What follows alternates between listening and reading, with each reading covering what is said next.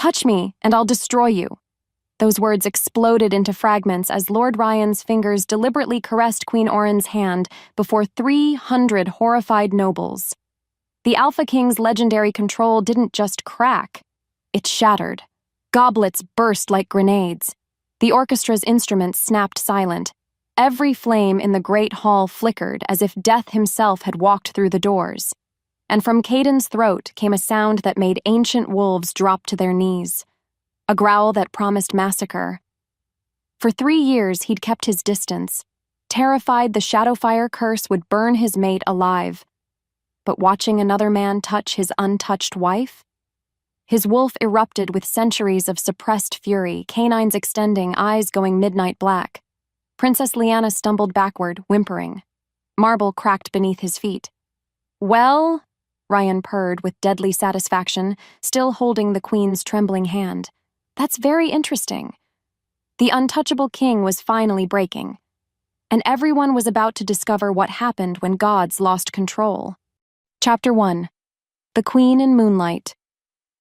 "Touch me and I'll destroy you."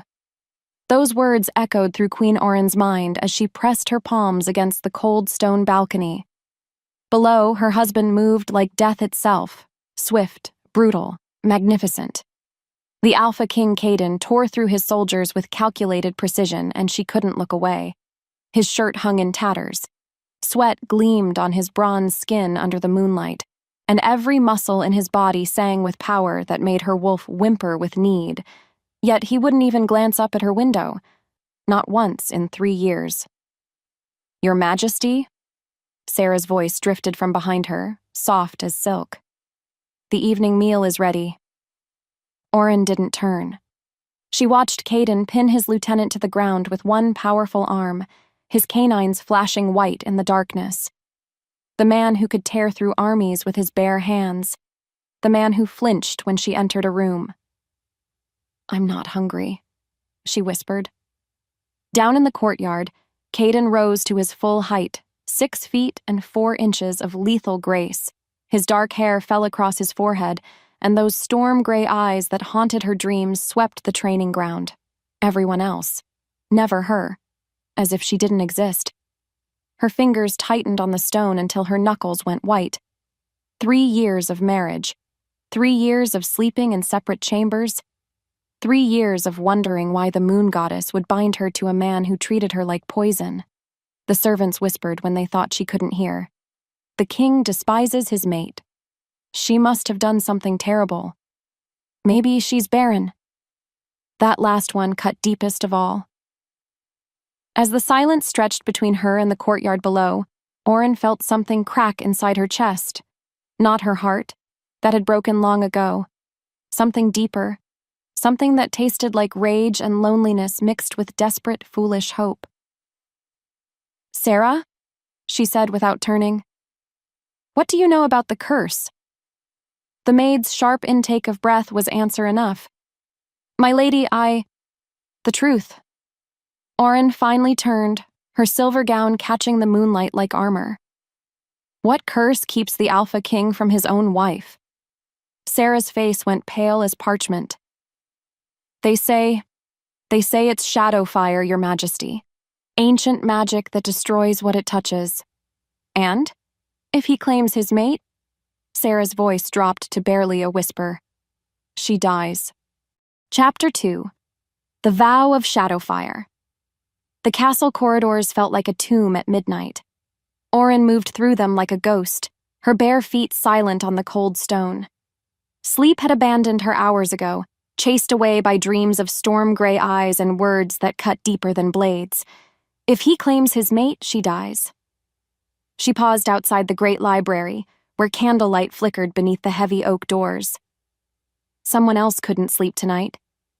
Her enhanced hearing caught the rustle of parchment, the scratch of a quill, and underneath it all, the scent that made her wolf stir with longing. Kaedin. Before she could lose her nerve, Auren pushed the door open. He sat hunched over an ancient tome, his broad shoulders tense with exhaustion.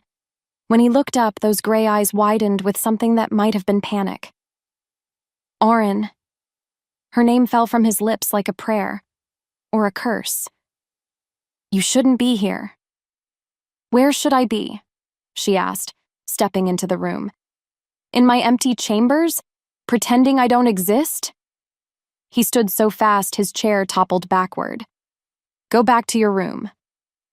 "No." The word hung between them like a blade. Kaedin's jaw clenched, and she saw his hands shake before he balled them into fists. "You don't understand? Then make me understand."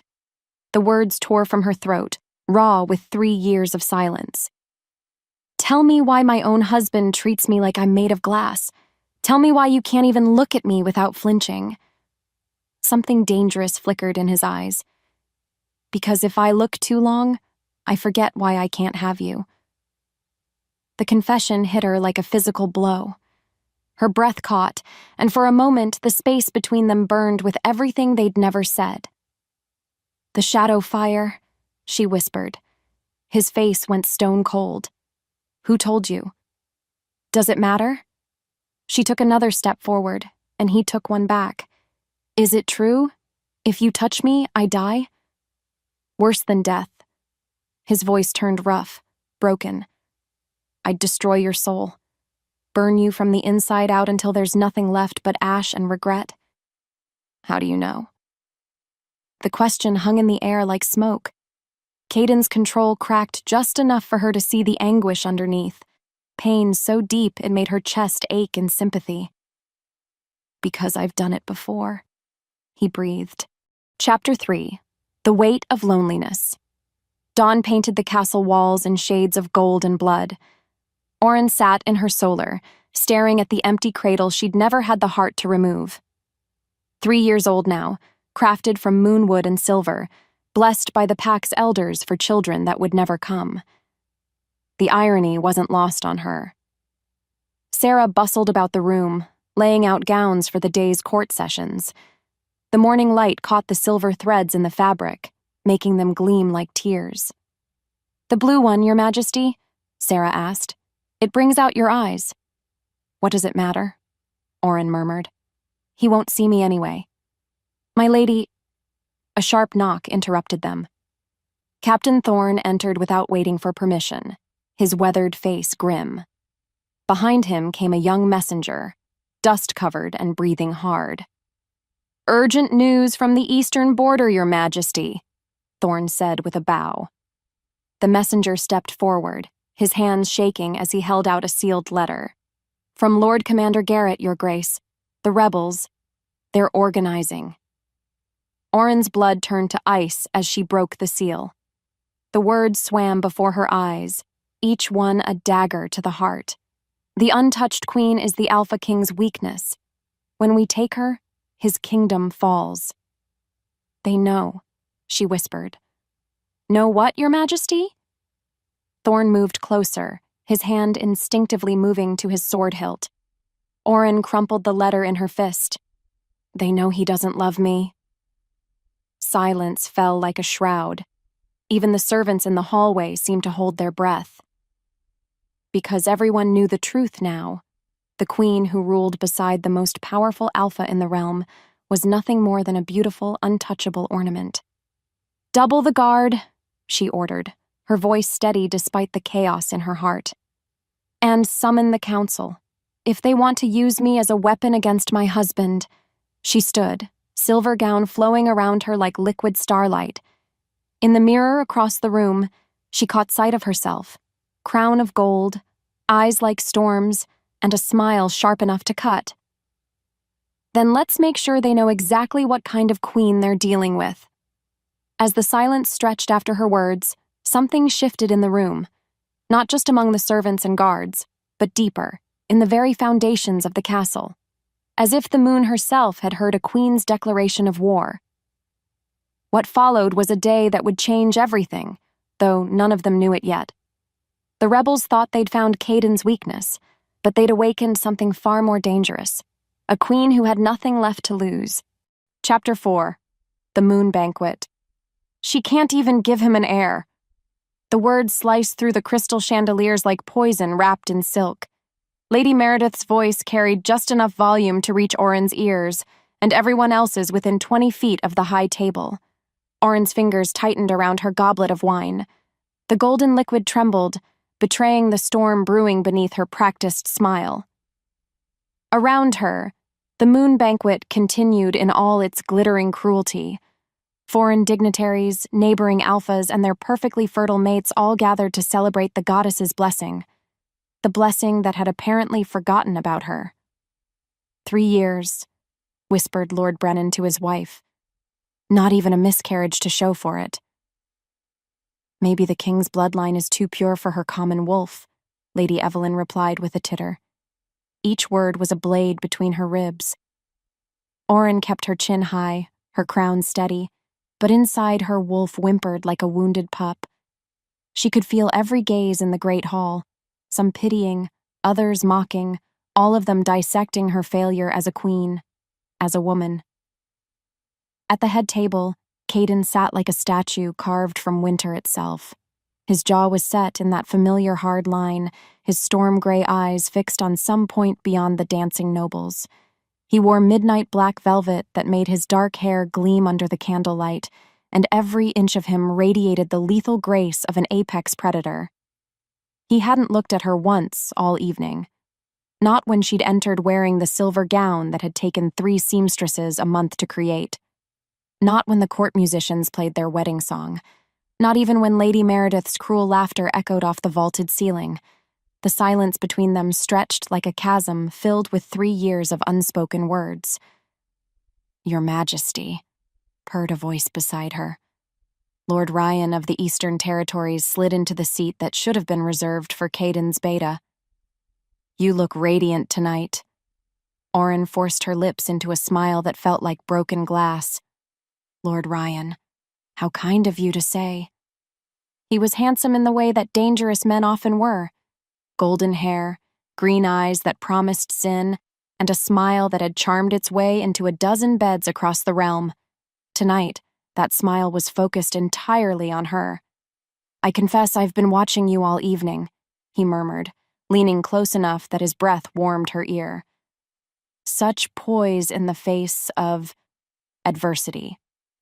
The word hung between them like a trap. Auren's wolf stirred uneasily, recognizing the predator beneath Ryan's charming mask. But what choice did she have? Her own husband treated her like a stranger. "The duties of a queen," she replied carefully. "Indeed." Ryan's eyes glittered with something that might have been amusement. "Though I wonder, does duty leave any room for happiness?" Before she could answer, the air in the hall shifted. It was subtle. The way conversations faltered, the way serving girls stumbled, the way even the flames in the candelabras seemed to flicker lower. Auren looked up to find Kaedin's gaze fixed on her table. Not on her, never on her, but on the man sitting too close, speaking too softly, breathing too near to his untouched queen. For one heartbeat, his carefully constructed mask slipped. She saw the wolf beneath, ancient, territorial, and absolutely lethal. Then it was gone, hidden again behind royal politeness and that damned suffocating control. Chapter 5. The Hand That Sparked Fury. The music swelled through the great hall like honey poured over broken glass. Auren watched from her throne as Kaedin moved through the traditional dances with mechanical precision. First, the ambassador's daughter from the northern Pax, a willowy blonde who gazed up at him with open adoration. Then Princess Lyanna of the coastal clans, whose curves and confident smile drew appreciative murmurs from the watching nobles. Each dance was a masterpiece of royal protocol and absolutely nothing more. Auren's chest ached with a loneliness so sharp it stole her breath. How many times had she dreamed of his hands on her waist, his body moving with hers to the ancient rhythms of their people? Instead, she sat like a beautiful ornament while her husband danced with every woman except his wife. "Such a waste," Lord Ryan said, appearing at her elbow with another goblet of wine. All that passion locked away behind duty. She didn't pretend to misunderstand. "The king honors our traditions." "Does he?" Ryan's voice dropped to a whisper that only her enhanced hearing could catch. "Or does he simply fear what he might lose control of?" The question hit too close to home. Auren accepted the wine with fingers that barely trembled, proud of the small victory. "You speak dangerously, my lord." "I speak truthfully." He settled into the chair beside her throne. Kaedin's chair, she realized with a start. "A woman like you should be worshipped, not ignored." "Lord Ryan." "One dance," he interrupted, rising smoothly and extending his hand. Surely even the most devoted husband couldn't object to that. Around them, conversations had started to quiet.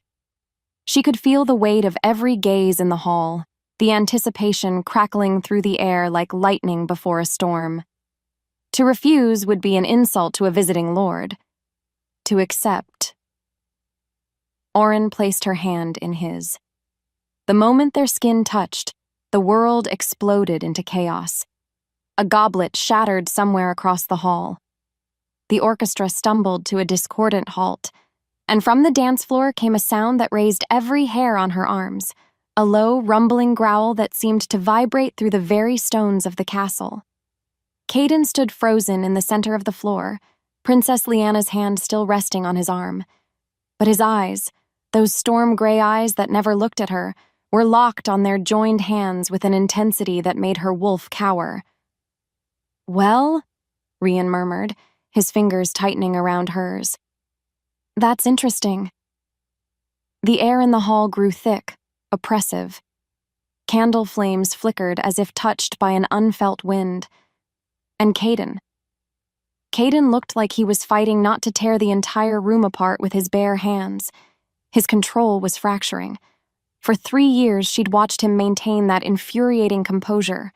Through council meetings that ran until dawn, through trade negotiations that would have driven lesser men to violence, through the endless parade of visiting nobles who whispered about his untouched queen, nothing had ever broken his mask. Until now. "Your Majesty?" Princess Lyanna's voice was barely a whisper. "Are you quite well?" Kaedin didn't answer. Couldn't answer, perhaps.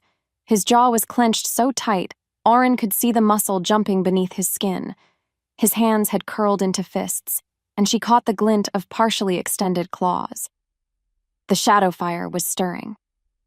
"I think," Ryan said with obvious satisfaction, "the king objects after all." Chapter 6. The Vanishing King. "My apologies." Kaedin's voice cut through the silence like a blade through silk. Cold, controlled, utterly emotionless except for the tremor that spoke of violence barely leashed. "I seem to have developed a headache." He released Princess Lyanna so abruptly she stumbled.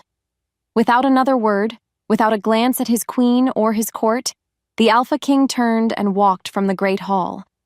The silence he left behind was deafening.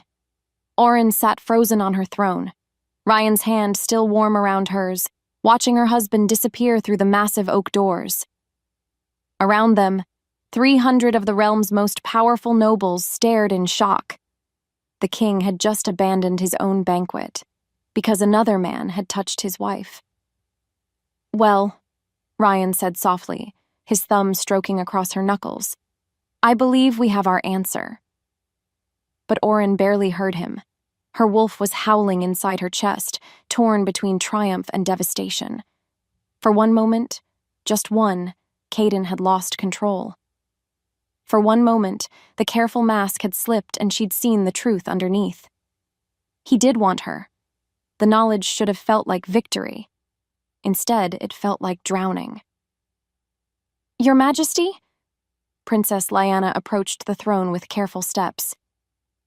"Perhaps we should continue the festivities," Auren said, her voice steady despite the chaos in her heart.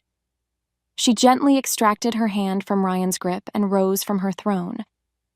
"The king's indisposition doesn't diminish our celebration of the moon's blessing." It was a lie wrapped in royal protocol, and everyone knew it. But the orchestra resumed playing, the dancers returned to the floor, and the night continued its slow spiral toward disaster. Auren played her part with practiced perfection. She smiled at the right moments, laughed at the appropriate jests, and accepted congratulations on the success of the banquet, all while her mind raced with the implications of what she'd just witnessed. Kaedin's wolf had recognized a threat to its mate, which meant, despite everything, despite the curse and the vow and 3 years of careful distance, she was still his. As the clock tower chimed midnight, Auren made her decision. She'd spent 3 years accepting his silence, respecting his boundaries, allowing his noble sacrifice to slowly destroy them both. Not anymore. "Lord Rian," she said as the evening began to wind down. "Thank you for a enlightening evening." His green eyes glittered with speculation. "The pleasure was entirely mine, Your Majesty. I do hope we'll have occasion to continue our conversation." "Perhaps we will." The words were carefully neutral, but she saw his smile sharpen with satisfaction. Let him think what he would. She had bigger prey to hunt tonight. The castle corridors were dark and empty as Auren made her way toward the king's private chambers. Her silver slippers whispered against the stone, her heart thundering so loud she was amazed the entire castle didn't wake. She paused outside Kaedin's door, her hand raised to knock. Behind the heavy wood, she could hear movement, restless, angry pacing like a caged wolf wearing grooves in the floor. 3 years of marriage, 3 years of sleeping alone, 3 years of pretending she didn't notice how his hands shook when she entered a room, how his breathing changed when she passed too close. Tonight, the pretending ended. Auren pushed open the door without knocking. Time to break a curse. Chapter 7. The Hall of Shadows. "Get out!" Kaedin's voice was raw granite and barely controlled violence. He stood with his back to her, hands braced against the massive stone fireplace where flames danced like trapped souls. His formal jacket lay discarded on the floor, his white shirt torn at the shoulders as if he'd tried to claw his way out of his own skin. Auren stepped into the chamber and closed the door behind her. The soft click echoed like a gunshot in the tense silence. "No." He went absolutely still. Not the stillness of calm, but the terrifying quiet of a predator deciding whether to flee or attack. When he finally turned, his eyes blazed with something that made her wolf whimper and hide. "I said get out, Auren. And I said no."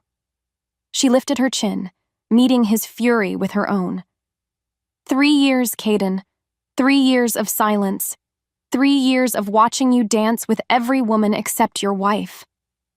"You don't understand? Then make me understand." The words exploded from her like shrapnel.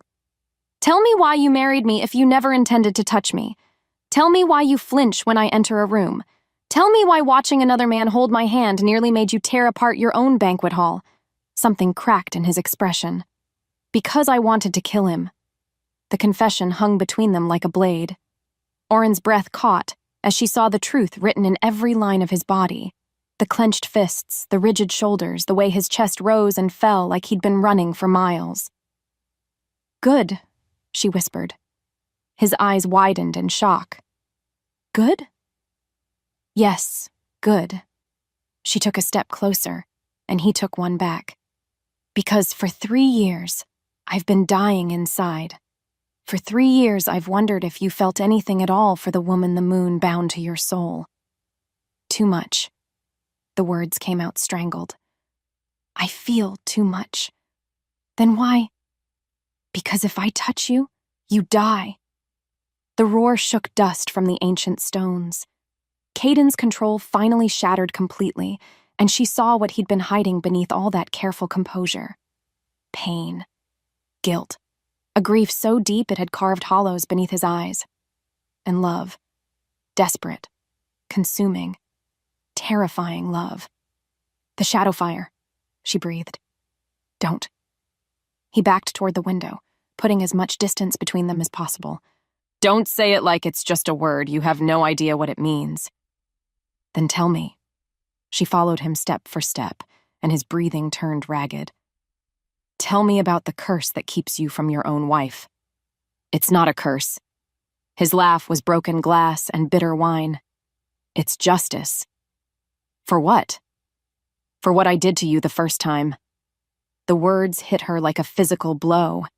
Auren stopped moving, her heart hammering against her ribs as the implications sank in. The first time.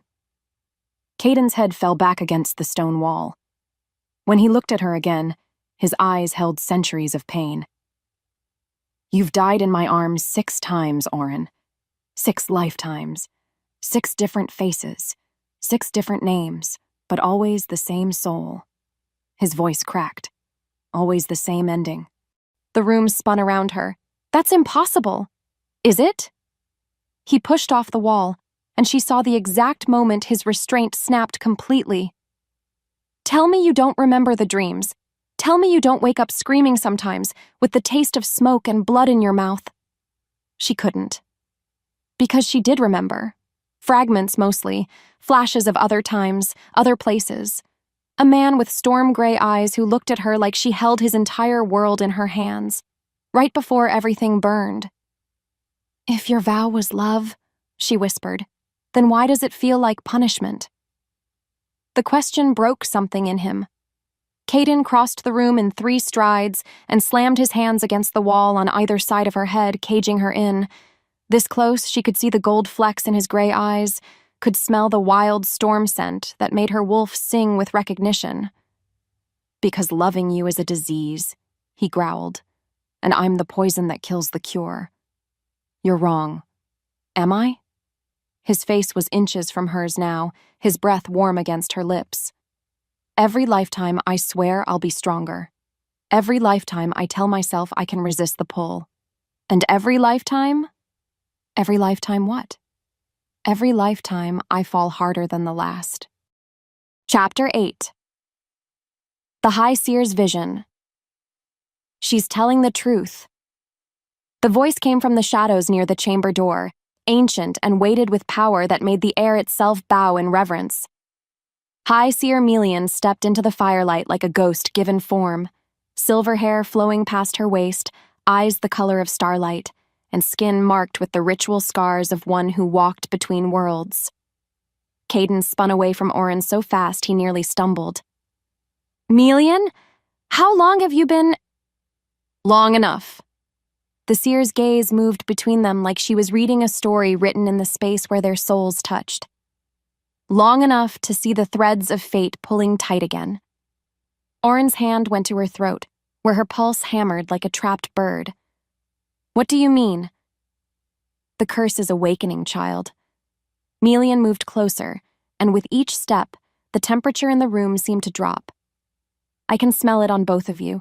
Destiny and doom wrapped together like lovers in a dance. Stop. Kaedin's voice was raw desperation. She doesn't need to know. She has a right to know. The seer's eyes flashed with power that made the flames in the fireplace flicker. 6 lifetimes of ignorance, 6 lifetimes of the same tragic end. Perhaps knowledge will finally break the pattern. What pattern? Auren demanded, though part of her already knew she didn't want the answer. Melian raised her hand and the air around them shimmered like heat waves. Images began to form in the dancing shadows, ghostly figures that moved through scenes of love and loss and always, always fire. Once there was a young alpha named Kaedin, the seer began, her voice taking on the cadence of old stories told by dying firelight. And once, there was a girl named Lyra who loved him more than life itself. In the shadows, Auren saw them. A younger Kaedin with hope still bright in his eyes, and a woman who looked like her but wasn't. Different hair, different clothes, different lifetime, but the same soul. They were happy, Melian continued, until the night the shadow fire came. The images shifted, showing darkness pouring like oil across a moonlit battlefield. Where it touched, wolves screamed and died, their life force feeding something ancient and hungry. Kaedin tried to save his pack, the seer said, but the shadow fire had already chosen its vessel. It poured into him like poison, promising power in exchange for service. He refused, Auren breathed, watching the ghostly Kaedin fight against the darkness, even as it consumed him. He tried to. Melian's expression was infinite sadness. But the shadow fire doesn't ask permission. It takes, and what it took was his control. The shadows showed the moment everything went wrong. Kaedin, consumed by power he couldn't contain, reaching for Lyra with hands wreathed in killing flame. Her scream as the shadow fire poured into her, burning her from the inside out until only ash remained. "The moon goddess wept," Melian whispered, "for the Alpha who had lost everything, and for the love that had been consumed by forces beyond their control." "So she cursed him," Auren said, understanding flooding through her like ice water. "She gave him exactly what he wished for." The seer's smile was sharp as winter. Eternal life, the chance to find his mate again and again, and the absolute certainty that he would destroy her every time he tried to claim her. Kaedin made a sound like a wounded animal. "Enough." "But the moon is not without mercy," Melian continued, ignoring his plea. "She decreed that if ever the Alpha could learn to love without possessing, to sacrifice without expecting reward, the curse would break. Would 6 lifetimes, Auren whispered. 6 failures. The seer's gaze turned to Kaedin, who had collapsed into a chair like a man carrying the weight of worlds. 6 times he has tried to resist the bond. 6 times he has failed. And this time? Melian's starlight eyes met hers. "This time, child, the choice is yours." Chapter 9. The Breaking Point. The silence that followed felt like the space between lightning and thunder. Auren stared at the fading shadows where her past lives had played out their tragedies, her mind struggling to process what she'd learned. 6 lifetimes. 6 deaths. 6 times this man had loved her enough to destroy himself trying to save her. "Now you know," Kaedin said without looking up. His voice was hollow, empty of everything except bone-deep exhaustion. "Now you understand why I can't, why I won't." "You remember them." It wasn't a question. She could see the truth in the slump of his shoulders, the way his hands shook where they hung between his knees. "You remember all of them. Every scream." He finally raised his head, and she saw that his eyes were bright with unshed tears. "Every moment of terror on their faces when they realized what I was doing to them. Every time I swore it would be different, and every time I failed." Her heart cracked clean down the middle, not from fear, though she should be afraid, but from the magnitude of his suffering. 6 lifetimes of guilt. 6 lifetimes of watching the woman he loved die by his own hand. "Lyra," she whispered, testing the name on her tongue. He flinched like she'd struck him. "Don't." "Elena, Mira, Cassia." With each name, his face grew paler. "I remember fragments of them now, pieces of lives I lived before this one." "Stop. They all loved you." The truth settled over her like armor, cold and certain. "Every single one of them loved you enough to risk everything. And I killed them all." The words exploded from him like a dam bursting. "I killed them, Auren, with these hands, with this cursed fire that turns everything I touch to ash. You tried to save them. I tried to have them." He was on his feet now, pacing like a caged wolf. "Every lifetime I told myself I could be stronger. Every lifetime I convinced myself that this time would be different, that love would be enough to overcome the darkness. Maybe it is." He spun to face her, and the look in his eyes was pure devastation. "How can you say that? How can you stand there knowing what I am, what I've done, and still love you?" She stepped toward him, and this time he didn't retreat. "Because that's what this is, isn't it, all of it? The distance, the vow, the careful walls you've built between us. You're trying to save me from yourself. I'm trying to save you from me. What if I don't want to be saved?" The question hung in the air like a challenge. Kaedin stared at her as if she'd grown a second head, his breathing harsh and uneven. "You don't understand. I understand that you've spent 6 lifetimes running from this bond." She took another step closer, and another, until they were close enough to touch. "I understand that you've convinced yourself that love is the poison instead of the cure." "It is." but his voice lacked conviction now. "Then why?" she said softly. "Are you still fighting so hard to protect me?" He had no answer for that, or maybe the answer was too dangerous to speak aloud. "The curse can be broken," she continued, remembering Melian's words. "Love without possessing. Sacrifice without expecting reward. What if the moon goddess wasn't punishing you? What if she was trying to teach you something? What if she was teaching us both?" The words came from deep in her chest, from the place where 6 lifetimes of love had been quietly growing like seeds in winter soil. She reached up and touched his face, felt the way he trembled at the simple contact. "This lifetime doesn't have to end like the others," she whispered. "We can choose differently. And if we're wrong?" His hand covered hers, pressing her palm against his cheek, like he was memorizing the feel of her skin. "If I lose control again? If the shadow fire takes you like it took all the others? Then at least we'll face it together." For a moment, hope flickered in his eyes like a candle flame in a storm.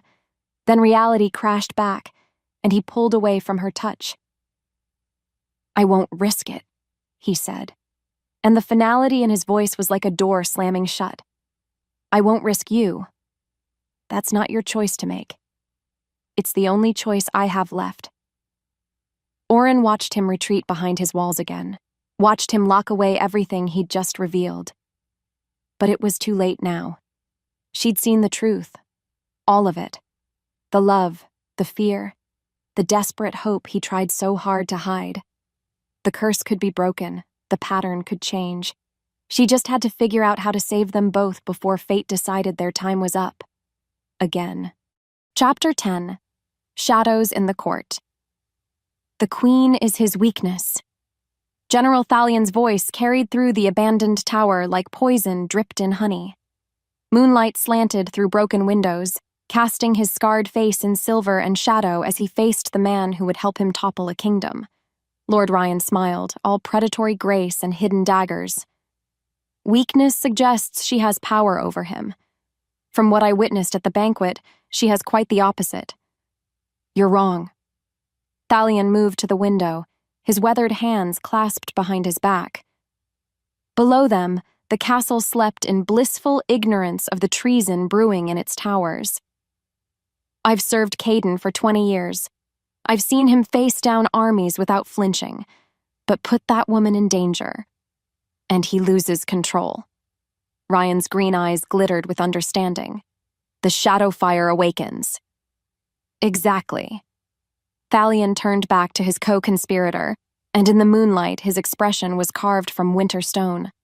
"The Eastern Lords grow restless. They whisper that a king who cannot even claim his own mate is too weak to hold the crown. Whereas I," Ryan said with false modesty, "have proven quite capable of claiming what I desire." The words hung between them like a blade. Thalian had seen the way Ryan looked at the Queen during the banquet, hunger wrapped in courtly manners. The man wanted far more than political power. "Your ambitions beyond the throne are your own concern," Thalian said carefully. "But to reach it, we must first remove the current occupant. And his untouchable queen provides the perfect catalyst." Ryan moved closer, his voice dropping to a whisper. "One threat to her life, and the great Alpha King reveals the monster beneath his civilized mask. The nobles will see him as the beast they've always suspected he was. And when the people cry for a new ruler," Ryan's smile turned sharp as a wolf's teeth, "I will be ready to answer their call." Thalian nodded slowly. It was a good plan, a simple plan. All it required was putting one innocent woman in mortal danger. He'd done worse for his kingdom. "The lunar festival is in 3 days," he said. "The entire court will gather to honor the moon goddess. Security will be manageable." "And the Queen?" "We'll drink from the goblet I personally ensure reaches her hands." Thalian's voice was steady, betraying none of the guilt that gnawed at his conscience. "Shadow moon extract. Tasteless, odorless, and absolutely lethal to wolves." "How poetic," Ryan laughed, the sound echoing off stone walls like breaking glass. The moon's own poison used during her festival. Even I couldn't have planned it better. She'll have perhaps an hour before the toxin reaches her heart, Thalion continued, his military mind cataloging the details with mechanical precision. Long enough for Kaedin to lose control. Long enough for him to reveal exactly what he's capable of when threatened. And if he saves her, he won't. The certainty in Thalion's voice was absolute, not without embracing the very power that makes him too dangerous to rule. Either she dies and he breaks completely, or she lives and he damns himself in the eyes of every noble in the realm. Ryan clapped slowly, the sound sharp in the silence. Brilliant. Either way, we win. As the two conspirators shook hands in the shadow of the broken tower, neither noticed the small figure crouched in the doorway. Sarah, the queen's maid, had come to retrieve linens stored in the upper chambers. Instead, she'd heard treason. More than that, she'd heard her beloved mistress's death sentence. Sarah waited until their footsteps faded before creeping from her hiding place. Her hands shook as she gathered the forgotten linens, her mind racing with the weight of what she'd overheard. 3 days.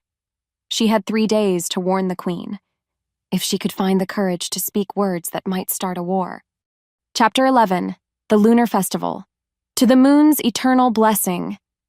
The toast echoed through the great hall as 300 nobles raised their goblets in perfect unison.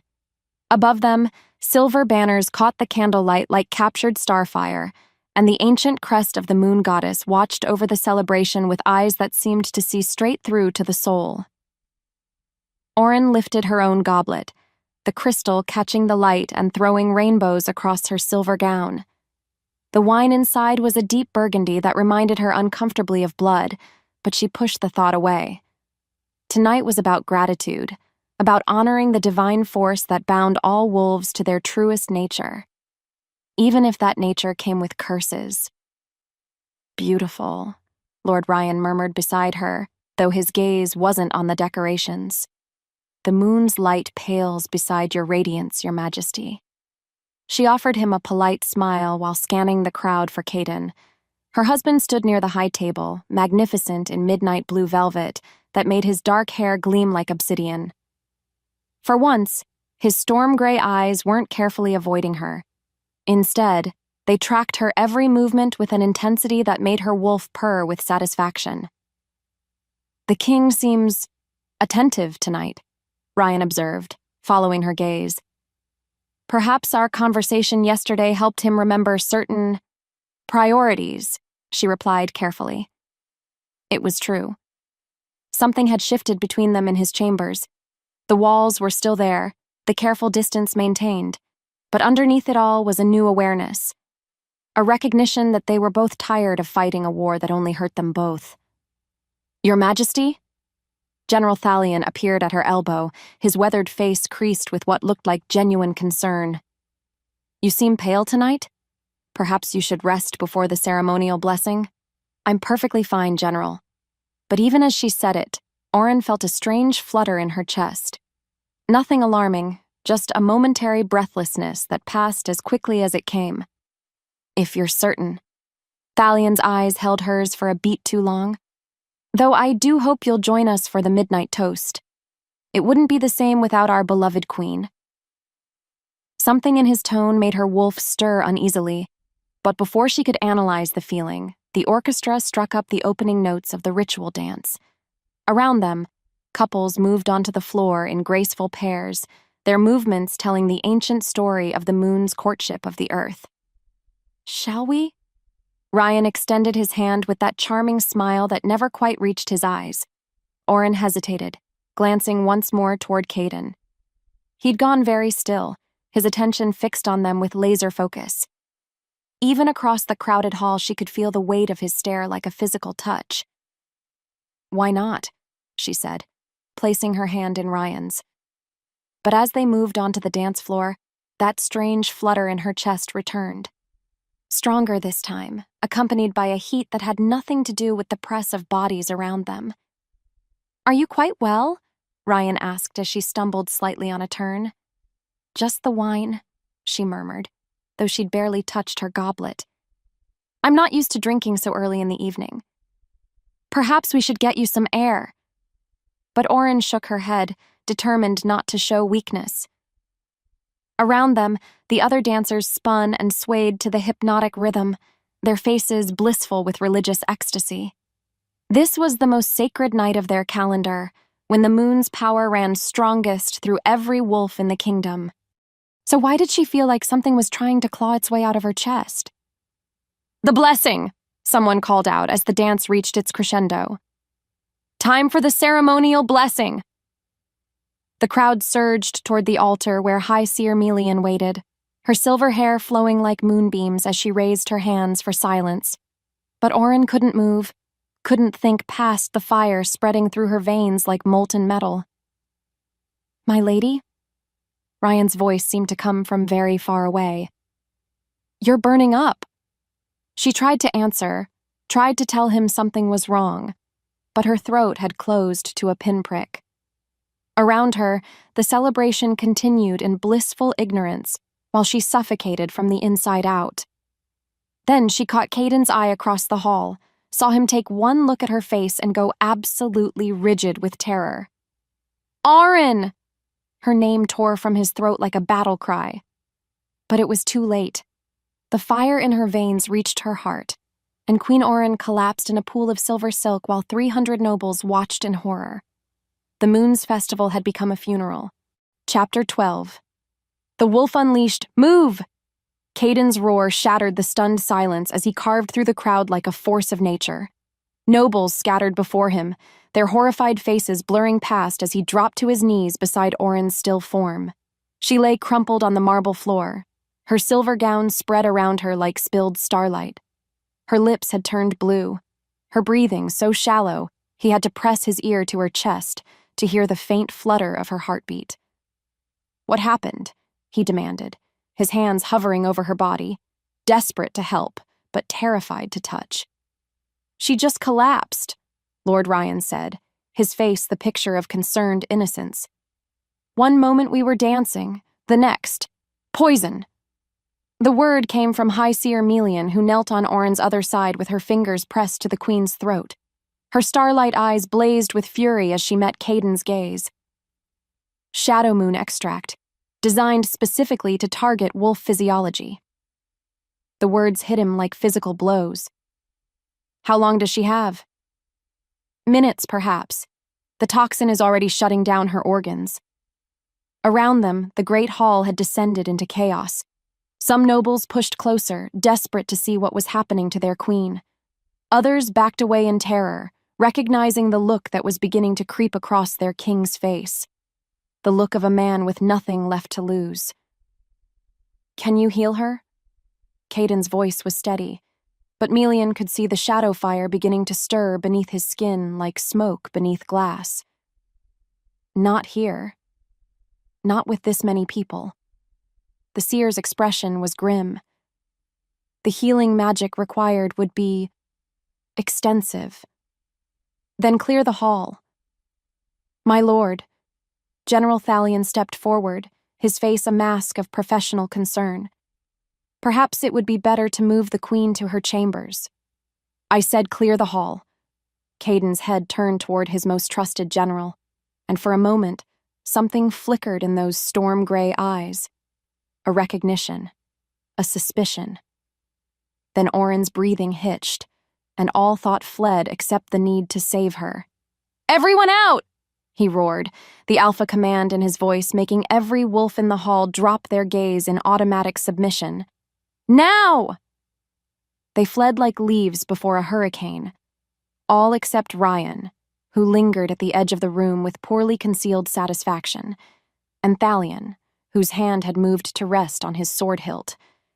"You too," Kaedin said without looking up from Auren's face.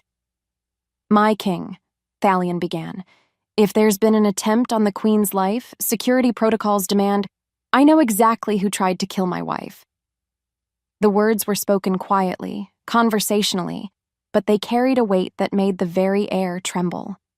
Kaedin finally raised his head, and what looked back at them was no longer entirely human. His eyes had gone completely black. Not wolf black, but something deeper. Something that belonged to the spaces between stars where light went to die. "The question," he continued in that same deceptively calm voice, "is whether you want to confess now or wait for me to tear the truth from your mind." Thalion's face went white.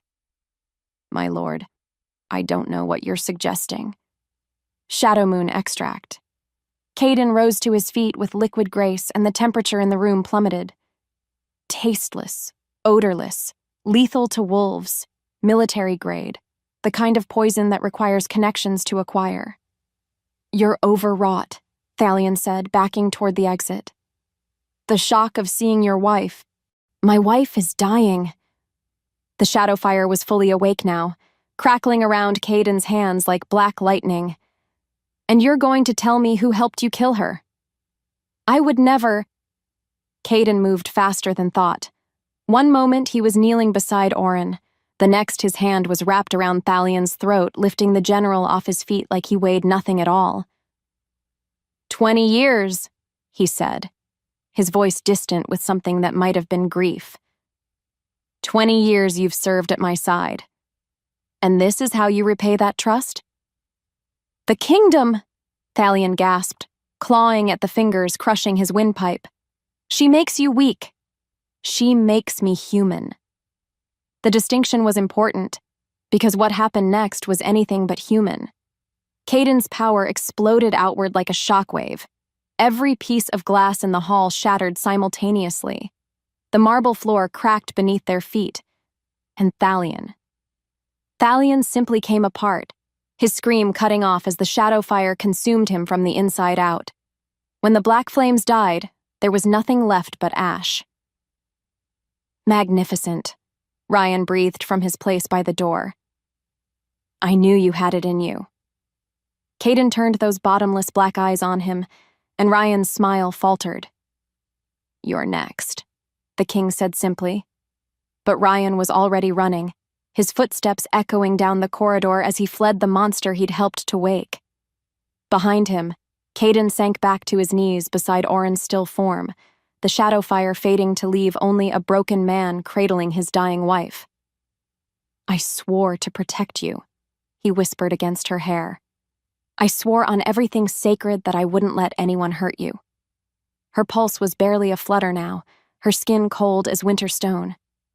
"I failed again." The admission broke something inside him that might never heal. Around them, the great hall stood empty and destroyed, silver banners hanging in tatters from the rafters. The moon's festival had become a battlefield. And still, she was slipping away from him, just like all the others. Chapter 13, Between Life and Death. "She's slipping away." Master Healer Corwin's voice was steady, professional, but Kaedin could smell the fear sweat on the old man's skin. Around Auren's bed, 3 of the realm's most skilled healers worked with desperate precision, their hands glowing with silver light as they fought to slow the poison's advance. It wasn't enough. Kaedin knelt beside the bed, his fingers hovering inches from her still form. He wanted to touch her, needed to feel her pulse beneath his hands, but the shadow fire still flickered beneath his skin like trapped lightning. Even now, especially now, he was too dangerous. "How long?"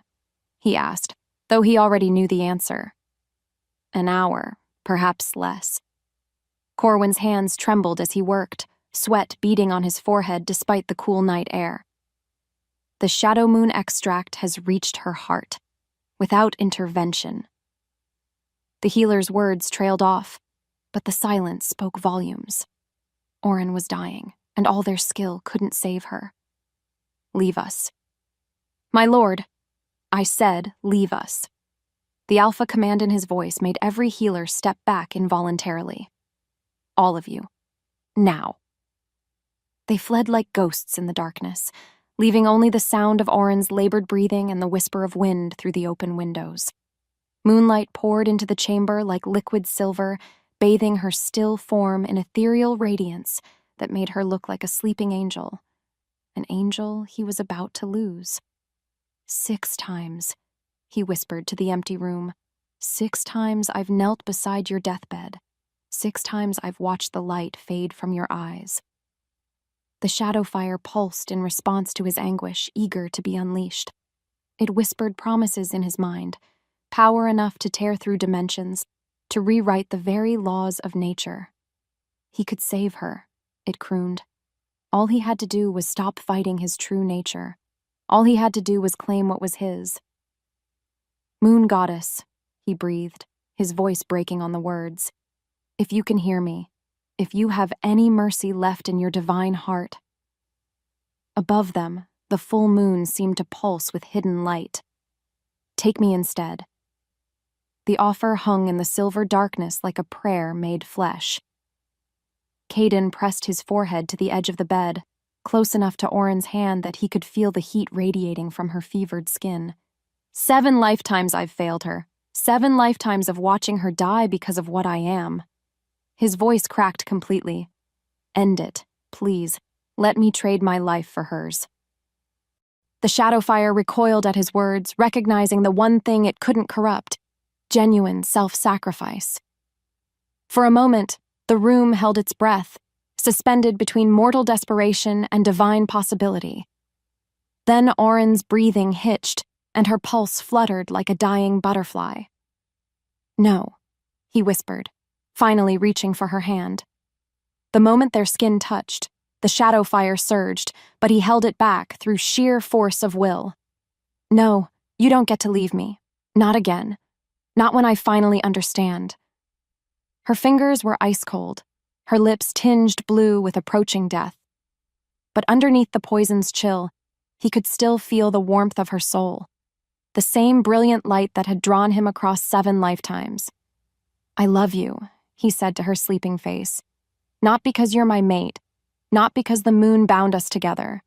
I love you because in every lifetime, you choose to see light where everyone else sees shadow. The confession tore something loose in his chest, a dam of pain and guilt that had been building for centuries. You deserved better than this, better than me. Around them, the shadows began to shift, and the very air hummed with approaching power.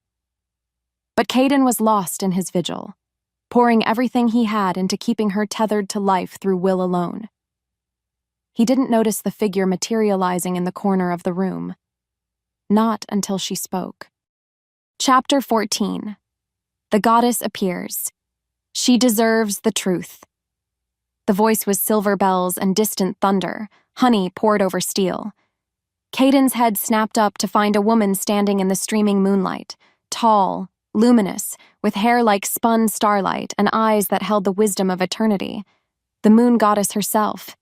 He should have knelt, should have prostrated himself before the divine presence that commanded the very tides of his world.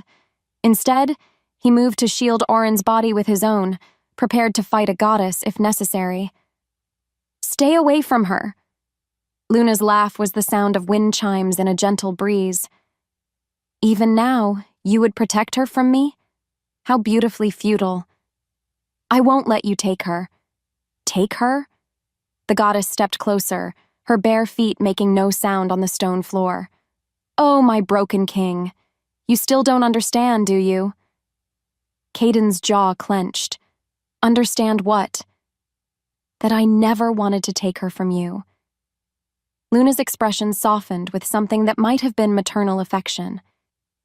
I wanted to give her to you, truly give her to you for all eternity. The curse was never a punishment. The goddess moved to Auren's other side, her radiant presence making the dying queen's skin glow like pearl. It was a test. A test that's killed her 6 times. A test that you've failed 6 times, Luna corrected gently. Because you've never understood what true love requires. Kaedin stared at her, his mind reeling. What are you talking about?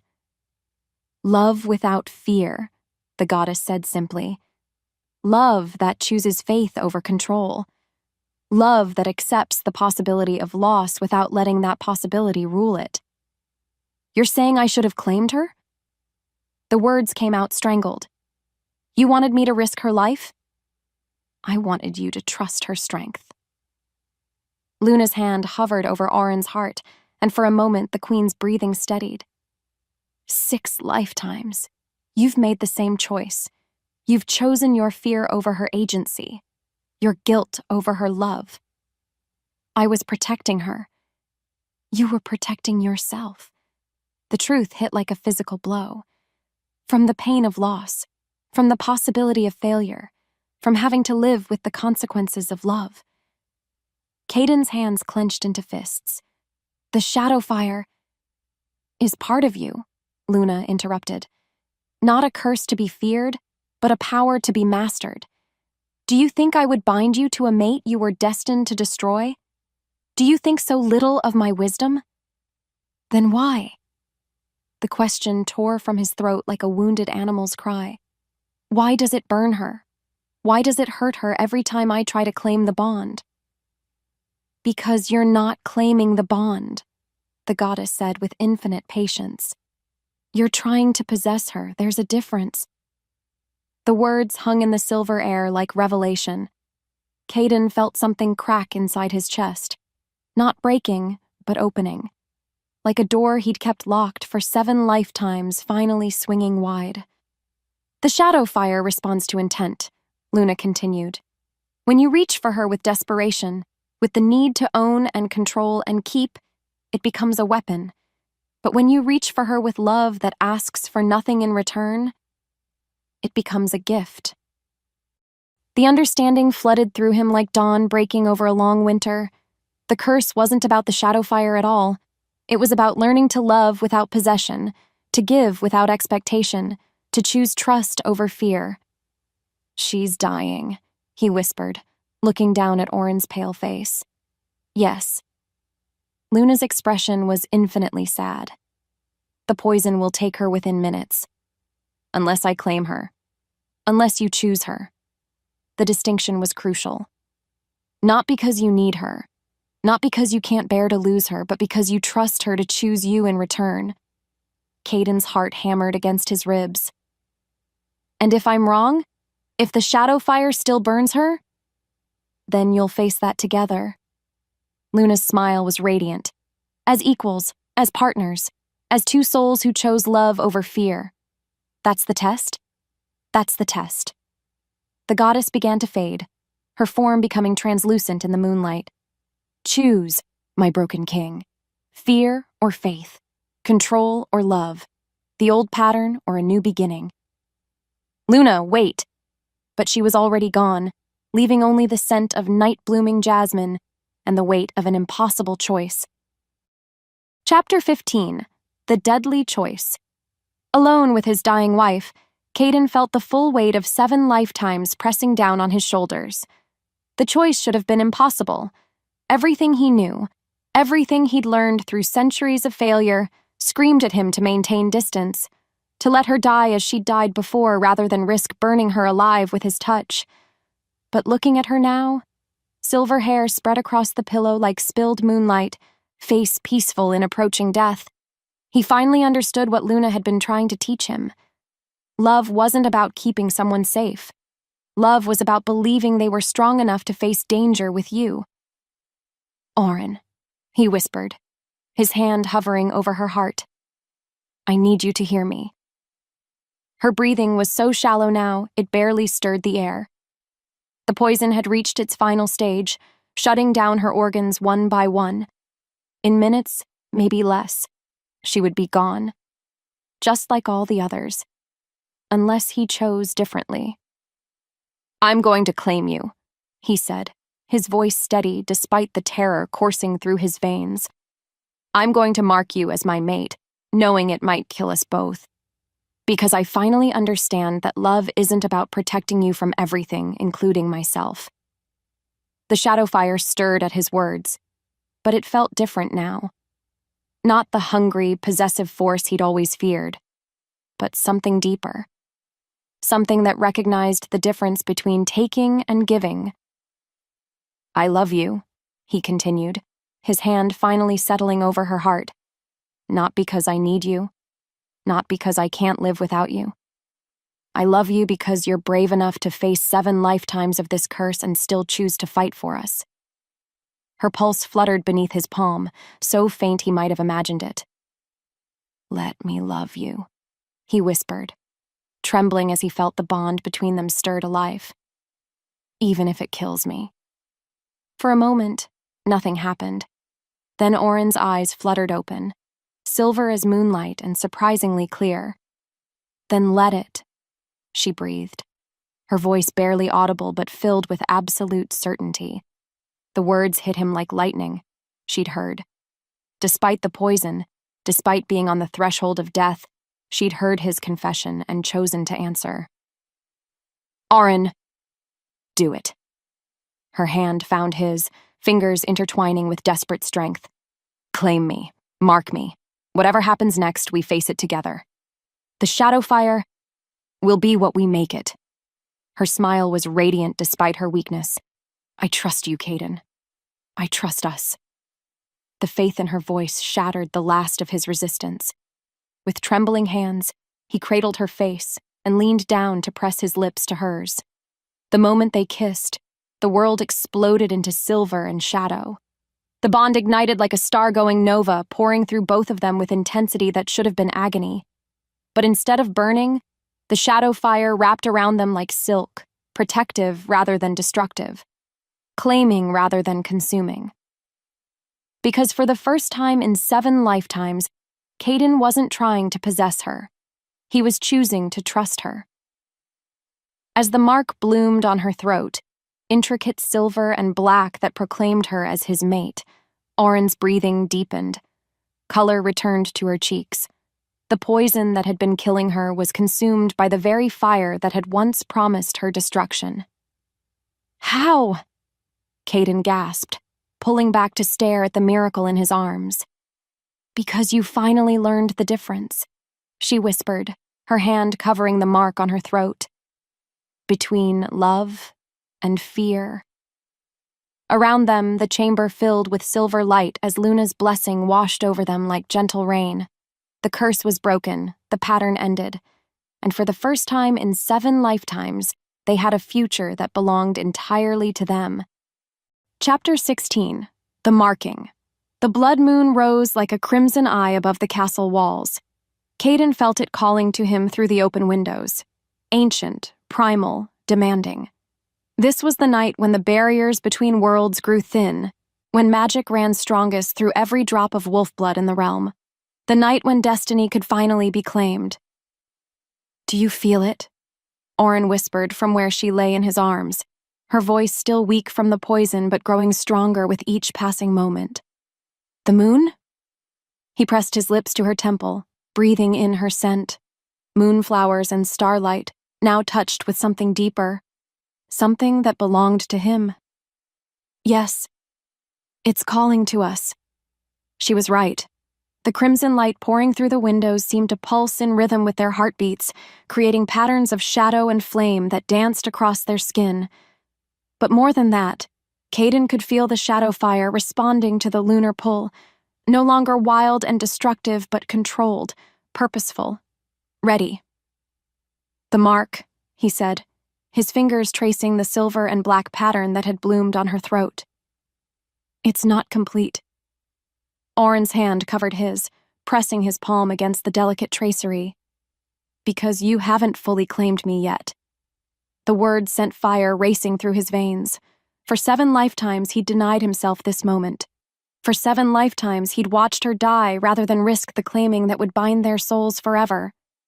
Tonight, under the blood moon's blessing, that changed. "Are you certain?" he asked, though they both knew the answer. "Once I mark you completely, there's no going back. We'll be bound in every way that matters." Her smile was radiant in the crimson light. "I've been certain for 7 lifetimes. I was just waiting for you to believe we could survive it. And if we can't, then we burn together."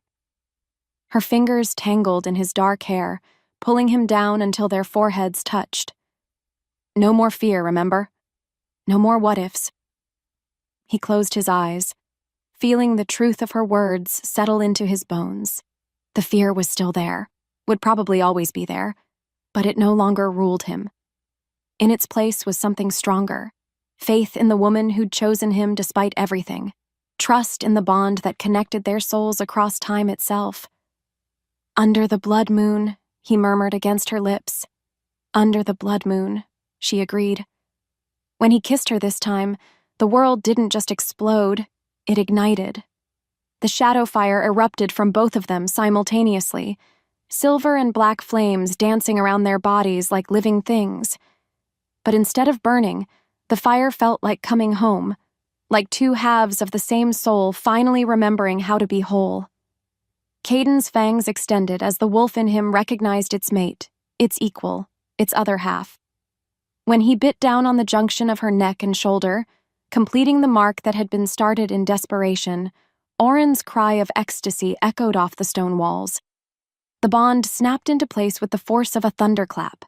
Suddenly, he could feel everything she felt, the rush of power through her veins, the overwhelming joy of finally being claimed, the deep satisfaction of a soul recognizing its missing piece, and underneath it all, the absolute certainty that this was right, this was meant to be, this was what they'd been fighting toward through 7 lifetimes of loss. "Mine," he growled against her throat, tasting copper and starlight. "Yours," she gasped, her own canines finding the column of his neck. "And you're mine." When her teeth pierced his skin, marking him as thoroughly as he'd marked her, the shadow fire between them turned nova bright. Chapter 17. The Inferno of the Bond. The castle shook, not from earthquake or storm, but from the raw power pouring off the newly mated pair as their souls collided and merged. Ancient stones cracked, windows exploded outward in showers of crystal, and in the great hall below, the remaining servants and guards dropped to their knees as alpha energy washed over them in waves. Kaedin barely noticed. His entire world had narrowed to the woman in his arms, to the fire burning between them, to the bond that was rewriting the very fabric of his being. It should have been agony, 7 lifetimes of guilt and self-denial fighting against the overwhelming joy of finally having what he'd always wanted. But Auren's love wrapped around the pain like balm, soothing the jagged edges of his soul until only wonder remained. "I can feel you," she breathed, her hands fisted in his hair as another wave of power rolled through them. "Everything you've ever felt, everything you've ever feared, I can feel it all." "And?" he managed, though speaking was almost impossible when every nerve ending was on fire with sensation. "And I love every broken, beautiful piece of you." The words hit him like a benediction. Through the bond, he felt her absolute acceptance of who he was. Not the perfect king, not the controlled ruler, but the man who'd spent centuries drowning in guilt and self-hatred. She loved his darkness as much as his light, his weakness as much as his strength. For the first time in 7 lifetimes, Kaedin felt truly seen. But as the bond deepened, something else began to happen. The shadow fire that had always been his burden alone started to change, shifting from black to silver as Auren's light merged with his darkness. The curse that had made him immortal, untouchable, began to unravel thread by thread. "Kaedin." Her voice was sharp with sudden fear. "Something's wrong." He felt it too, a tearing sensation in his chest, like something vital was being ripped away. The immortality that had sustained him through centuries was burning away, consumed by the very bond that had finally freed him from his curse. "The price," he gasped, understanding flooding through him with crystalline clarity. "Breaking the curse. There's always a price." "What price?" Auren tried to pull back, but he held her close, their bodies still locked together by silver fire. "Mortality." The word came out on a laugh that held no humor. "I'm becoming human." Around them, the shadow fire began to fade from black to silver to pure, brilliant white. With each shift, Kaedin felt another piece of his divine nature slip away, the strength that had let him tear through armies, the speed that made him faster than thought, the immortality that had carried him through 7 lifetimes of loss, all of it burning away like mist before the sun. "No." Auren's hands cupped his face. her silver eyes blazing with determination. "I won't let you sacrifice yourself for me. Not again." "It's not sacrifice," he said, pressing his forehead to hers as the fire between them reached its crescendo. "It's choice. I'm choosing you over power, love over immortality, a mortal lifetime together over an eternity alone. Then we choose together." Before he could stop her, Auren opened herself completely to the bond, pouring her own immortal nature into the fire that was consuming his. Not to save him from the price, but to share it. "What are you doing?" he gasped. "What I should have done 6 lifetimes ago." Her smile was radiant, even as tears streamed down her cheeks.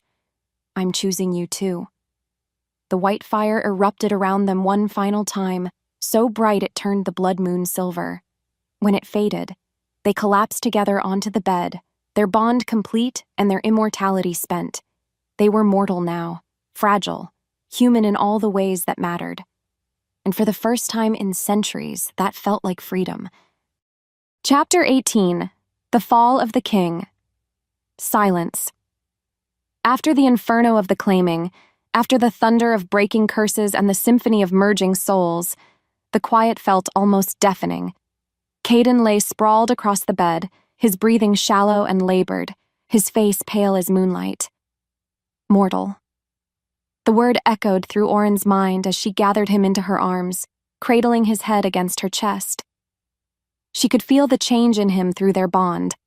The divine fire that had sustained him for centuries was gone, replaced by something infinitely more precious, a human heart that beat in rhythm with hers. "How do you feel?" she whispered, running her fingers through his dark hair. "Like I've been dying for centuries and just remembered how to live." His voice was hoarse but steady, filled with a wonder that made her chest ache. "You?" "Complete." She pressed a kiss to the top of his head, breathing in his scent, storm and shadow, but warmer now. "Human. For the first time in 7 lifetimes, I feel complete." Around them, the chamber bore the scars of their claiming. Cracks spider-webbed across the stone walls. The windows were blown out completely, letting in the cool night air and the sound of distant thunder. Even the massive 4-poster bed had shifted, its heavy oak frame splintered from the power that had rolled off them in waves. But they were alive. Both of them, mortal and mated and miraculously unbroken. "The castle?" Kaedin asked, struggling to sit up. Still standing. Auren helped him lean back against the headboard, noting how the simple movement left him slightly breathless. "Though I suspect we'll need to do some repairs. And the kingdom?" "Will adapt." She settled beside him, their bodies fitting together like pieces of a puzzle finally solved. They've followed an immortal king for centuries. Now they'll learn to follow a mortal one. Kaedin was quiet for a long moment, his gray eyes distant as he processed the magnitude of what they'd done. When he finally spoke, his voice was barely above a whisper. "I can't hear them anymore." "Who?" "The voices of my past selves, the weight of all those lifetimes." He turned to look at her, and she saw tears gleaming in his eyes. "For the first time in 700 years, my mind is quiet." The confession broke her heart and healed it simultaneously. She could feel his relief through the bond, the incredible lightness of finally being free from the guilt that had consumed him for so long. "You swore never to touch me," she said softly, echoing words from what felt like a lifetime ago. His hand found hers, their fingers intertwining with perfect familiarity. "And now I'll never let you go." "Promise?" "I promise." He brought their joined hands to his lips, pressing a kiss to her knuckles that felt like a vow. "One mortal lifetime, however long or short it may be. All of it yours. All of it ours," she corrected. Outside, the blood moon was setting, its crimson light fading to the gentle silver of dawn. Soon, the sun would rise on their first day as a truly mated pair. Their first day as mortals who had chosen love over power, faith over fear. their first day of forever. "What happens now?" Kaedin asked, settling back into the pillows with visible exhaustion. "Now?" Auren curled against his side, her head finding its perfect place on his shoulder. "Now, we sleep. We heal. We figure out how to rule a kingdom as mortals instead of gods. And then we live." She pressed a kiss to his throat, right over the mark she'd left there. "We live and love and probably argue about policy decisions and whose turn it is to deal with the Eastern Lord's complaints." His chuckle was warm against her hair. "Sounds perfect." "It will be." She closed her eyes, letting the exhaustion of the night finally claim her. "Because we'll face it together." As sleep began to pull them under, Auren felt the bond between them settle into something steady and unbreakable, not the desperate, consuming fire of the claiming, but the gentle warmth of two souls who had finally found their way home. 7 lifetimes of searching, 7 lifetimes of loss, and finally, 1 lifetime of love that would last exactly as long as it was meant to. No more, no less, and absolutely perfect in its mortal fragility. In the distance, the first birds began to sing, welcoming the dawn of their new beginning. Chapter 19. The Goddess's Mercy. Magnificent. The voice came with the first light of dawn, silver and ancient and filled with something that might have been tears. Luna stood in the shattered doorway, her radiant form more solid than moonbeam, but lighter than flesh, watching the two mortals who had finally learned to love without fear. Kaedin stirred at the sound, his body instinctively moving to shield Auren, even though they both knew the goddess posed no threat. Old habits of protection died hard, even when the one being protected was now strong enough to stand as his equal. "Luna." His voice was hoarse with exhaustion, but steady. "Have you come to collect the price?" "The price has already been paid." The goddess moved closer, her bare feet making no sound on the debris-strewn floor. "Your immortality, freely given, your divine power, sacrificed for love. The Shadowfire lineage ended with you." "And?" Auren sat up slowly, her silver hair tumbling around her shoulders like liquid starlight. "Is that enough?" "More than enough." Luna's smile was radiant as the dawn. "In 7 centuries, you are the first to understand that true power comes not from taking, but from giving. Not from holding on, but from letting go." Through the blown-out windows, Kaedin could see the castle courtyard below. Servants were emerging cautiously, their faces turned upward to assess the damage from the night's claiming. Soon they would need answers. Soon he would need to explain to his people that their immortal king had chosen to become mortal. "Will they understand?" he asked, though he wasn't sure if he was addressing Luna or himself. "They will learn." The goddess reached out, her luminous hand hovering over both their hearts. "As you learned, as love itself learns, lifetime after lifetime, until it finally gets it right." Where her power touched them, Kaedin felt something shift. Not restoration, the mortality they'd chosen was permanent, but completion. Like a wound that had finally finished healing, leaving only the faintest scar to remember the pain. "The curse is gone," Luna said simply. "All of it. The guilt, the compulsion, the pattern that bound you to repeat the same tragedy. You are free to write your own story now." "Together," Auren said, her hand finding Kaedin's beneath the covers. "Together," the goddess agreed. "Mortal, fragile, beautiful together." The first rays of true sunrise streamed through the destroyed windows, painting everything in shades of gold and rose.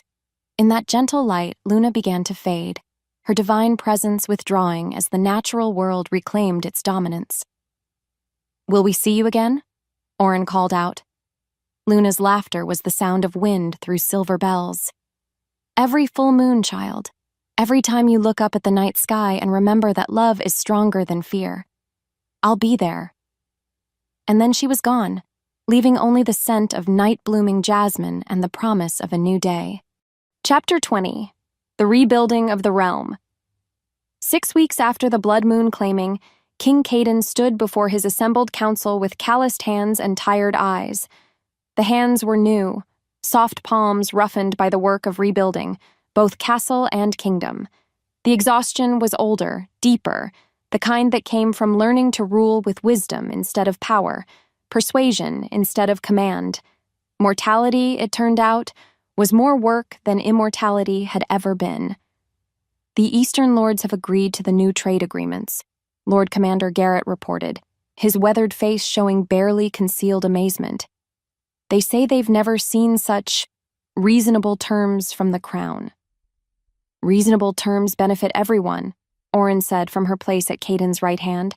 Not behind him, not as decoration, but as his equal in all things. We're building a kingdom, not an empire. The council members nodded, though Kaedin could still see the adjustment in their faces. For centuries, they'd served a king who ruled through divine right and barely contained violence. Now, they followed two mortals who governed through consensus and actual conversation. It was taking some getting used to. The repairs to the Great Hall are nearly complete, Master Builder Corwin added. Though I confess, Your Majesties, I've never seen damage quite like that. Kaedin felt heat rise in his cheeks, an entirely mortal response that would have been impossible during his immortal years. Our apologies for the enthusiasm of our claiming. No apologies necessary, Auren said with a barely concealed smile. The people have been remarkably understanding. That was an understatement.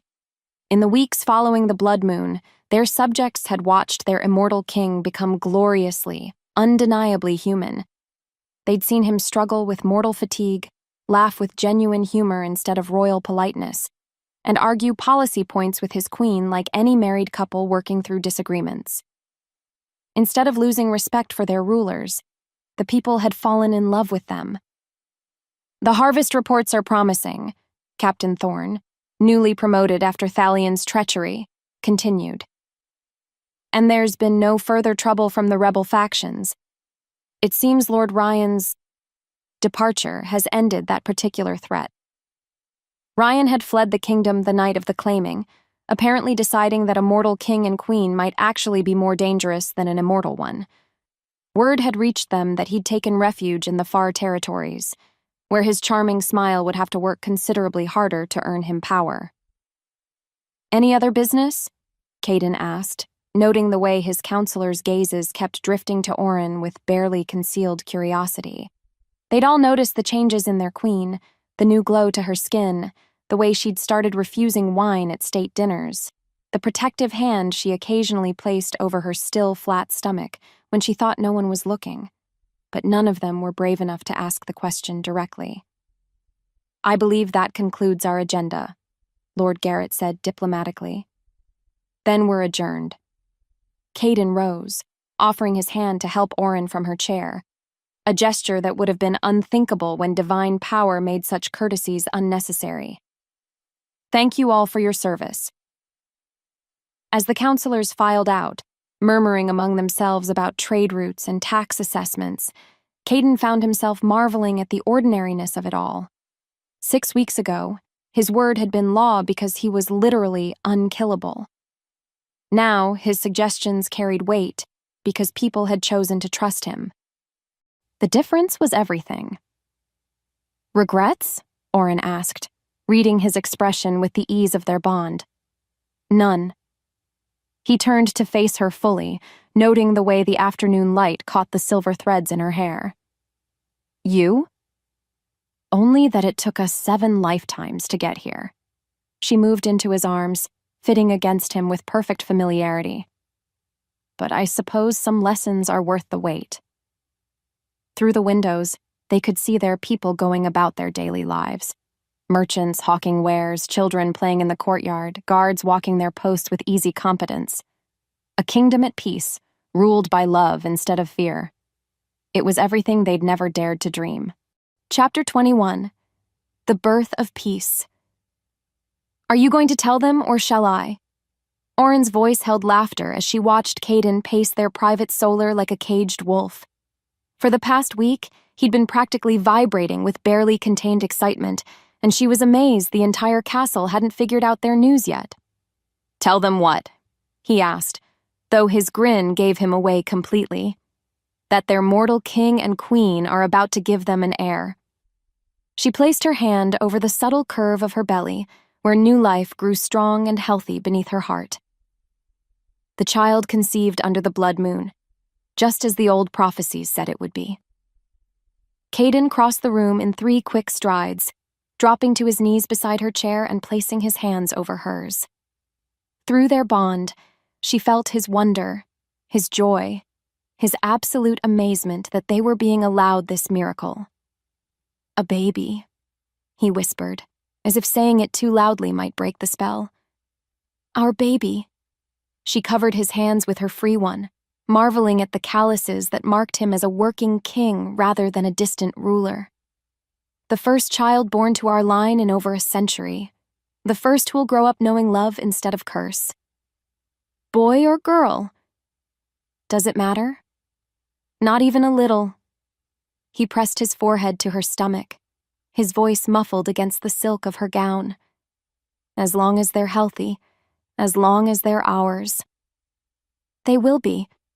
She ran her fingers through his dark hair, feeling the truth of it settle into her bones. No curses this time, no divine punishment or generational guilt, just a child born from love. Outside their windows, the kingdom buzzed with quiet contentment. The harvest had been bountiful, trade was flourishing, and their people had begun to understand that mortals who ruled with heart instead of fear could be far more effective than immortals who governed through power alone. "When?" Kaedin asked, his hands still spanning her waist protectively. "Spring." She smiled at the poetry of it. "The child will be born with the first flowers when the world is green and new again. A spring baby." His voice held wonder. "After so many winters of loss. The first of many, I hope." The admission slipped out before she could stop it, and she felt his surprise through their bond. "Many? Well..." She tugged at his hair until he looked up at her, meeting those storm-gray eyes that no longer held shadows. "We do have a mortal lifetime to fill, and I've always thought a castle sounds rather empty with only one child running through the halls." His answering smile was brilliant enough to rival the sun. "Queen Auren of the House of Shadow, are you suggesting we populate our kingdom through sheer determination and an alarming amount of enthusiasm?" "King Kaedin of the formerly immortal disposition," she replied with mock solemnity. "I'm suggesting we love each other so thoroughly that our children's children will still tell stories about it. Deal." When he kissed her, it was with the promise of decades to come. Decades of arguments and laughter, of ruling side by side, of watching their children grow up free from the curses that had bound their parents.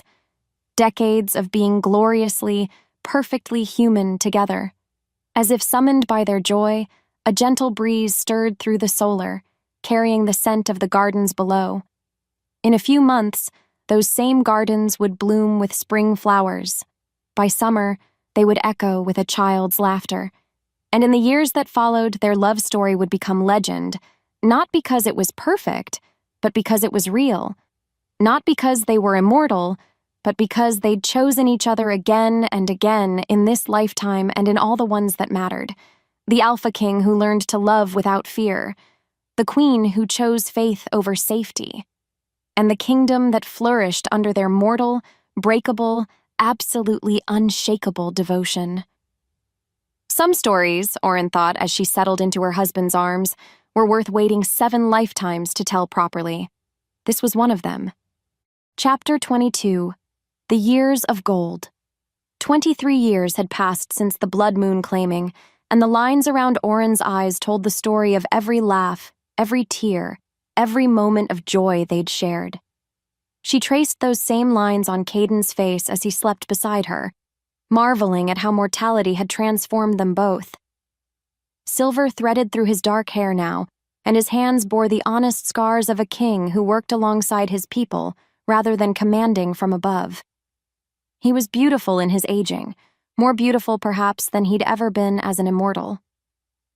"You're staring," he murmured without opening his eyes, his lips curving into the smile she'd fallen in love with lifetimes ago.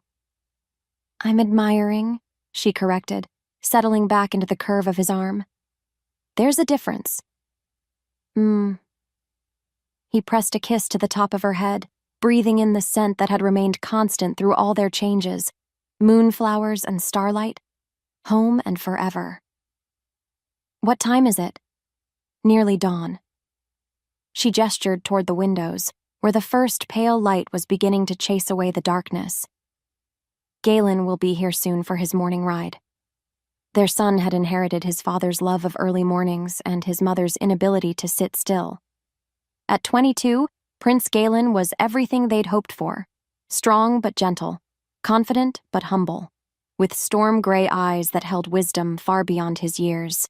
He was also completely unaware that his parents had lived multiple lifetimes before he was born, and they intended to keep it that way. "The delegation from the Northern Territories arrives today," Kaedin said, his voice still rough with sleep.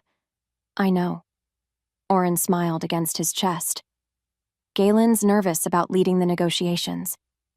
He'll do fine. He has your diplomatic skills and my stubborn refusal to back down." "A terrifying combination." "Exactly." Kaedin's chuckle rumbled through his chest. "The perfect ruler for the next generation."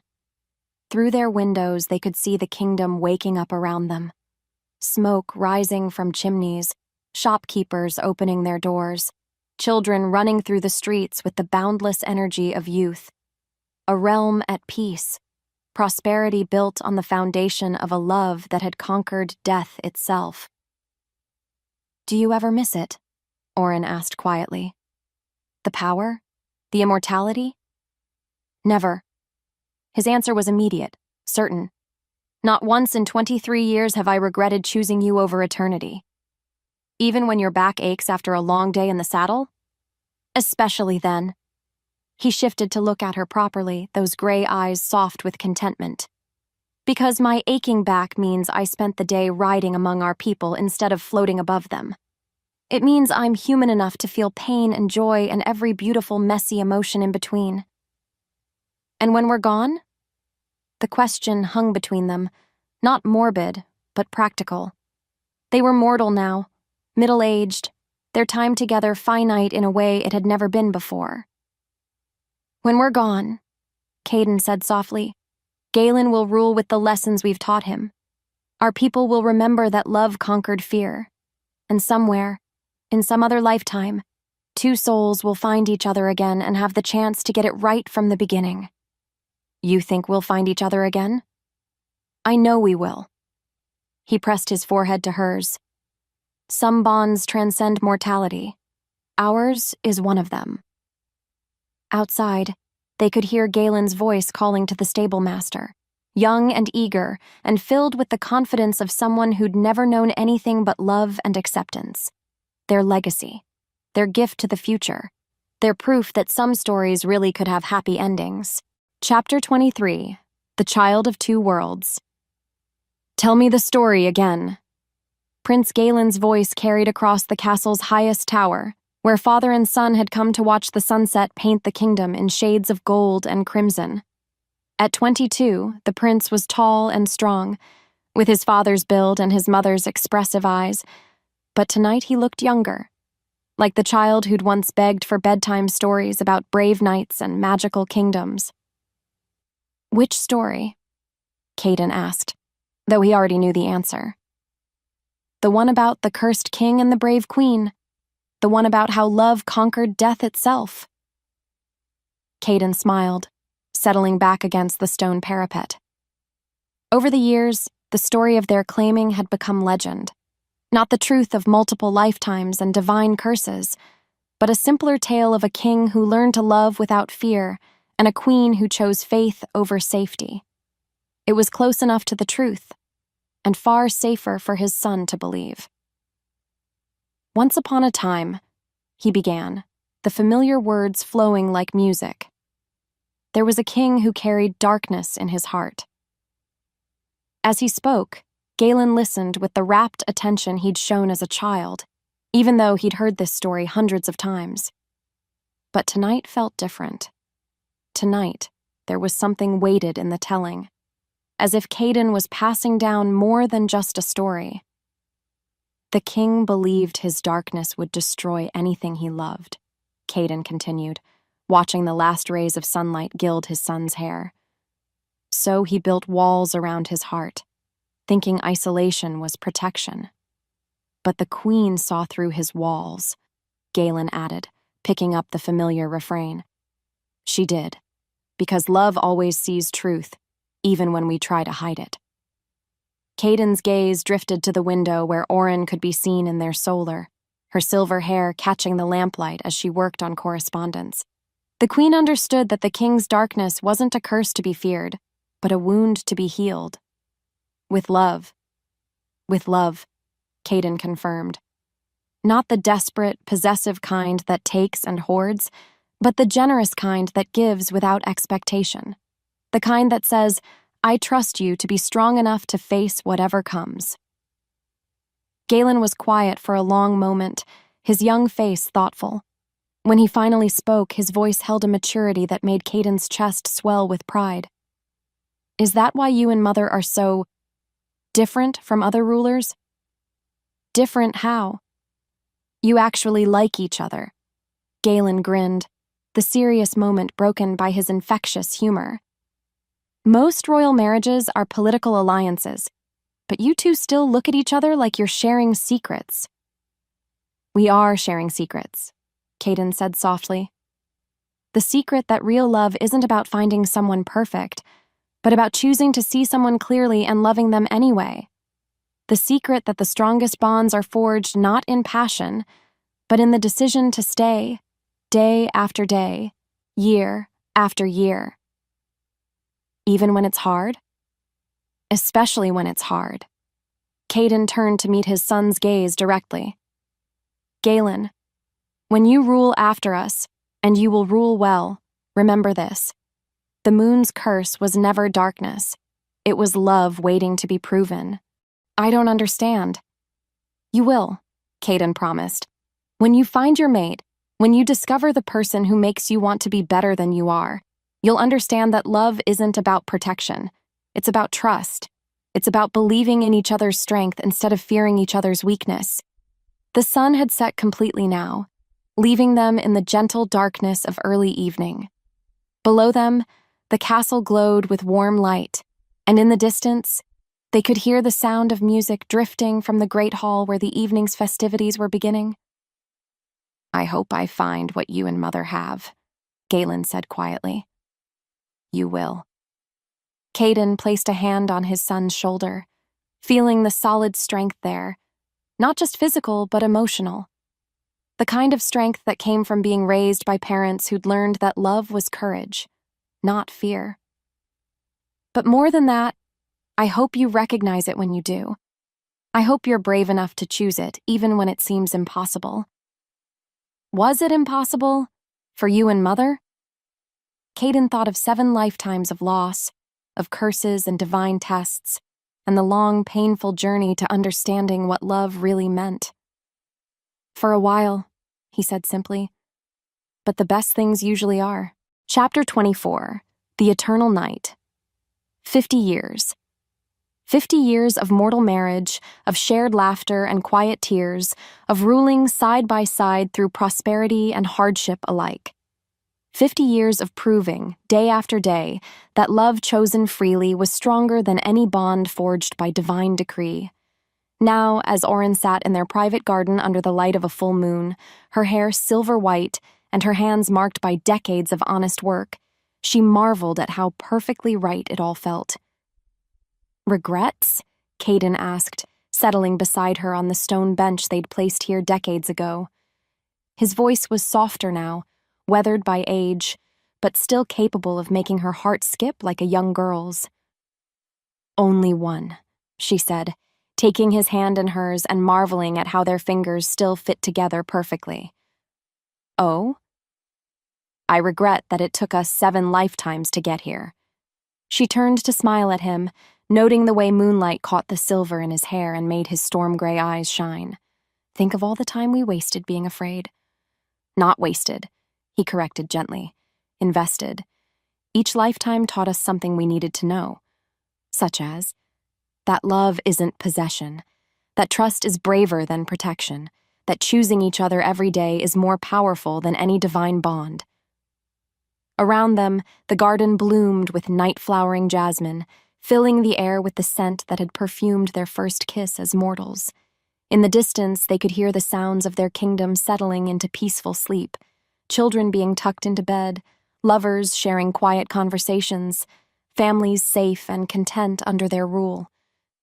Galen will make a good king, Auren said, thinking of their son, now grown and married, with children of his own. He already is. Kaedin's pride was evident in his voice. Better than I ever was. Different than you were, she corrected. He never had to learn to love without fear. He was born knowing it was safe. Our gift to him. One of many. They sat in comfortable silence, two people who'd learned that the best conversations happened in the spaces between words. Above them, the moon shone down with gentle radiance, and Auren could almost feel Luna's approval warming the night air. "Do you think she's watching?" she asked. "Always." Kaedin squeezed her hand, but not judging anymore, just grateful that we finally figured it out. "For every night I refused you," he said suddenly, the words seeming to come from some deep, sacred place in his heart. "I'll spend eternity making it right." The vow hung in the silver air like a prayer made manifest. As if in response, the moon seemed to glow brighter, its light wrapping around them like a benediction. "Eternity is a long time," Auren murmured, though her eyes were bright with tears of joy. Not long enough. When he kissed her, it was with the weight of 50 years of marriage and 7 lifetimes of love behind it. Gentle and fierce, familiar and eternal, the kiss of two souls who had finally learned that the greatest magic wasn't in living forever, but in loving completely. As they broke apart, both breathing unsteadily despite their age, Auren pressed her hand to his heart and felt the steady rhythm that had anchored her through decades of joy and sorrow.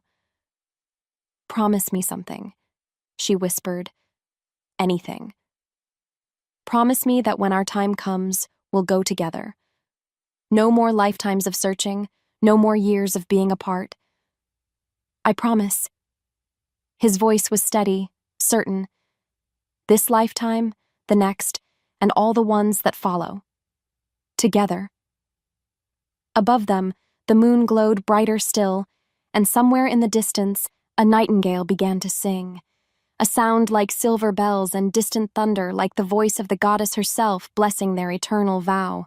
Their love story was ending, but their legend was just beginning. In years to come, bards would sing of the Alpha King who learned to love without fear and the queen who chose faith over safety. Children would grow up hearing tales of the couple who proved that true love could conquer even death itself. But here, in this moment, under the blessing of the eternal moon, they were simply Kaedin and Auren, two souls who had found each other across time and space and chose again and again to love without reservation. The moon glowed brighter and their legend became immortal. Some stories, after all, are too beautiful to ever really end.